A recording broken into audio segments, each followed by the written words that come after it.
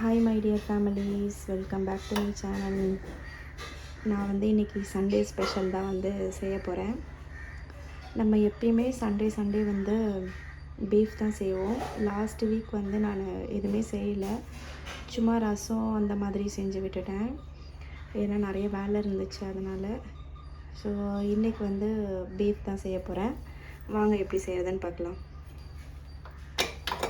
Stove on பண்ணிக்கோங்க.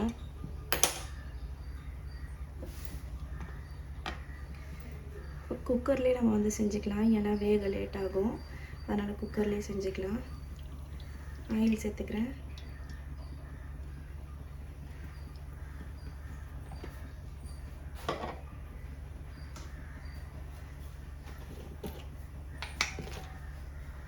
நான் பட்டை லவங்கம் அதெல்லாம் பொடி பண்ணி வச்சுருக்கேன். கரம் மசாலா தூளை பொடி பண்ணி வச்சுருக்கேன்.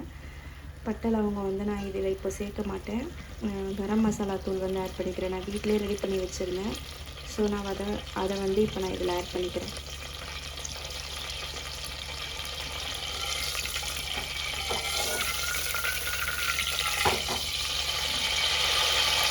பீஃப் க்ளீன் பண்ணி எடுத்து வச்சுருக்கேன்.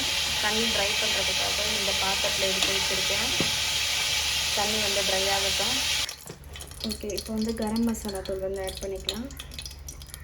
நான் ஒரு ஃபுல் ஸ்பூன் கரம் மசாலா எடுத்திருக்கேன்.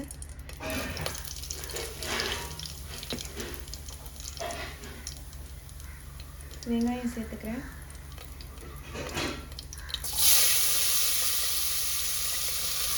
வெங்காயம் ஒரு 4 வெங்காயம் எடுத்திருக்கேன். மீடியம் சைஸ் வெங்காயம், பெருசு சின்னது அந்த மாதிரி மிக்ஸ் பண்ணி ஒரு 4 வெங்காயம் எடுத்திருக்கேன். பச்சை மிளகா சேர்த்துக்கிறேன். ஒரு 3 பச்சை மிளகாய் எடுத்திருக்கேன்.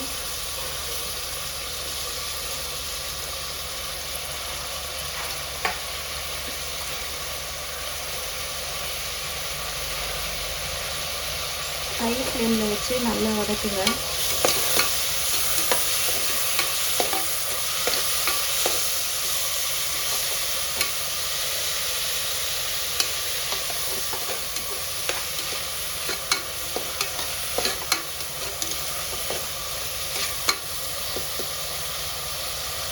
நம்ம குக்கரில் தான் செய்கிறோம், அதனால் நம்ம ரொம்ப நேரம் வதக்க வேண்டிய அவசியம் இல்லை.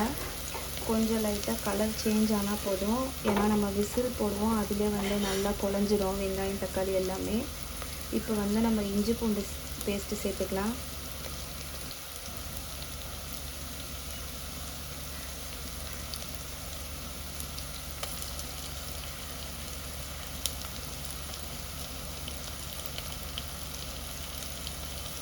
நான் ஒரு 3 ஸ்பூன் சேர்த்துருக்கேன்.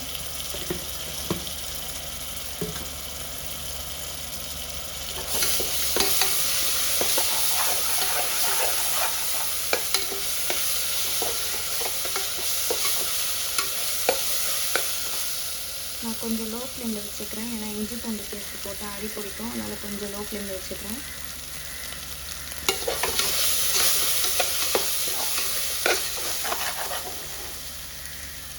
நல்லா வதங்கிடுச்சு இஞ்சி பூண்டு பேஸ்ட் எல்லாம் போட்டு.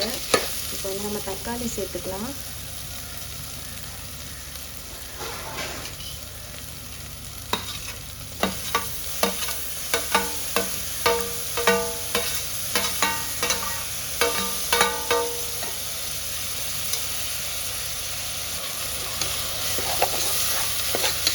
இதுலேயே ஆல்மோஸ்ட் வெங்காயம் நல்லா வதங்கிடுச்சு. ஏன்னா நான் ரொம்ப பொடியாக சாப் பண்ணியிருக்கேன், சாப்பரில் தான் சாப் பண்ணேன். ஆனால் நல்லா வதங்கிடுச்சு. எனக்கு வதங்காமல் இருந்தாலும் ஒன்றும் பிரச்சனை இல்லை. நம்ம விசில் போட்டுருவோம், அதுலேயே நல்லா நமக்கு குழஞ்சிடும்.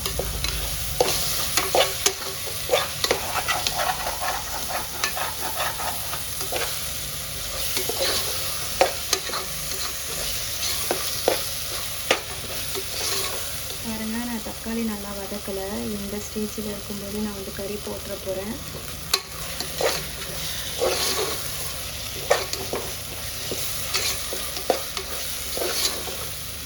கறி இப்போ சேர்த்துக்கலாம். தண்ணி நல்லா ஃபில்ட்ரு பண்ணிவிட்டு கறி சேர்த்துக்கோங்க. ஏன்னா பீஃப் நம்ம போட்டாலே தண்ணி வரதான் செய்யும். நான் தண்ணி ஒரு ட்ராப் கூட ஆட் பண்ண போகிறது கிடையாது, அதுவே தண்ணி வரும். ஸோ நம்ம வந்து ஃபுல்லாக அதை ட்ரை பண்ணிவிட்டு கறியை வந்து சேர்த்துக்கலாம்.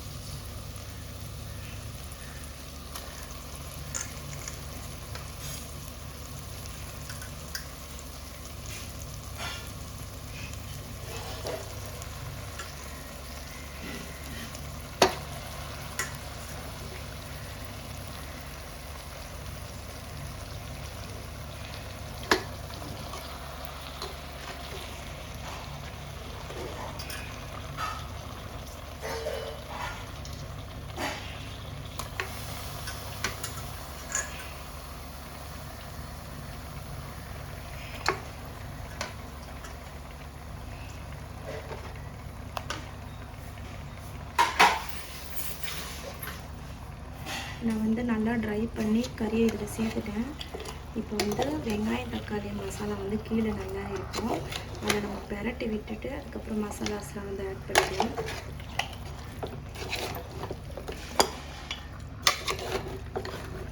கொஞ்சம் கஷ்டமாக தான் இருக்கும், ஏன்னா நிறைய அந்த எலும்பு பெரிய பெரிய ஒரு 2 சைஸ் அந்த மாதிரி வாங்கிட்டு வருவாங்க எலும்பு, அதுக்கு கீழே போட்டு எடுக்கவே ரொம்ப கஷ்டமாக இருக்கும், பெரட்டுறதுக்கே ரொம்ப கஷ்டமாக இருக்கும்.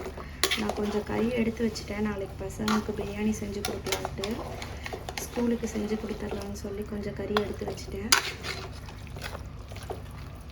எப்பயுமே வாங்கிட்டு வந்தாங்கன்னா கொஞ்சம் எடுத்து வச்சுருவேன், நெக்ஸ்ட் டேக்கு ஏதாவது யூஸ் பண்ணிக்கலாம் அப்படின்னு. ஓகே, நம்ம இப்போ வந்து மசாலாலாம் ஆட் பண்ணிக்கலாம். உப்பு வந்து சேர்த்துக்கிறேன்.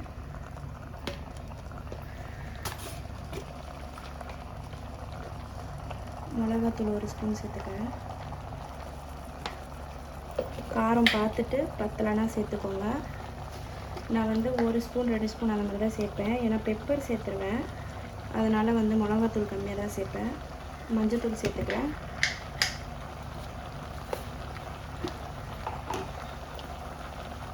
பெப்பர் சேர்த்துக்கலாம். பெப்பர் வந்து ஒரு 2 ஃபுல் ஸ்பூன் எடுத்துக்கிறேன்.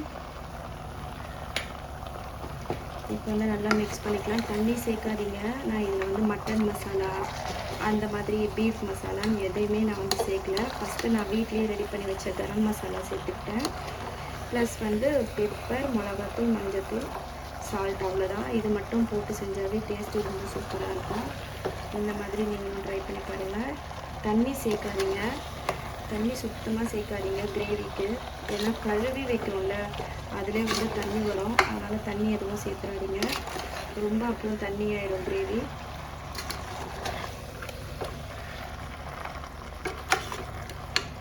யாரும் ஸ்கிப் பண்ணாதீங்க, ஸ்கிப் பண்ணாமல் பாருங்கள், அப்போ தான் நம்ம என்ன சொல்ல வரோன்றது உங்களுக்கு தெரியும்.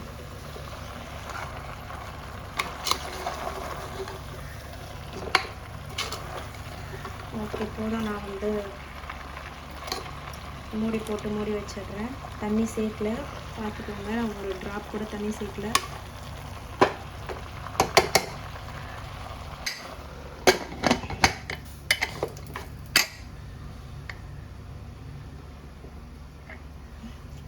ஓகே, நான் இப்போ வந்து விண்டோ ஓப்பன் பண்ணிடுறேன். விண்டோ க்ளோஸ் பண்ணி வச்சுருந்தேன், வெளியில் கொஞ்சம் சவுண்டாக இருக்குதுன்னு சொல்லி விண்டோ ஓப்பன் பண்ணிடுறேன்.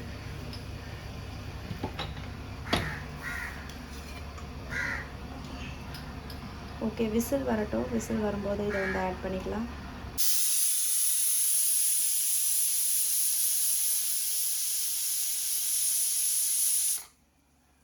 ஒரு 3 விசில் வந்துருச்சு, இன்னும் ஒரு 2 விசில் வரட்டும், அதுக்கப்புறம் எப்படி இருக்குன்னு பார்ப்போம்.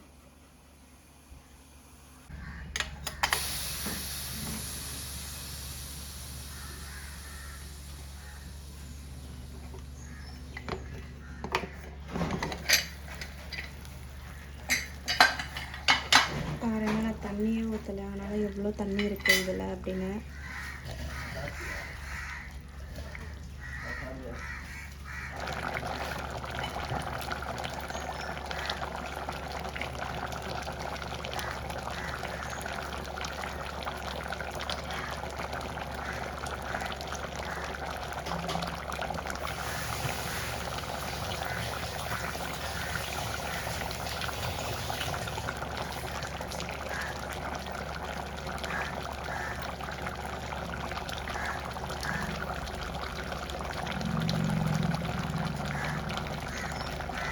இது ஒரு 10 மினிட்ஸ் ஹை ஃப்ளேம்லேயே வச்சு அப்படியே விட்டுடலாம். ஏன்னா தண்ணியே ஊற்றாமல் எவ்வளோ தண்ணி இருக்குது பாருங்கள்.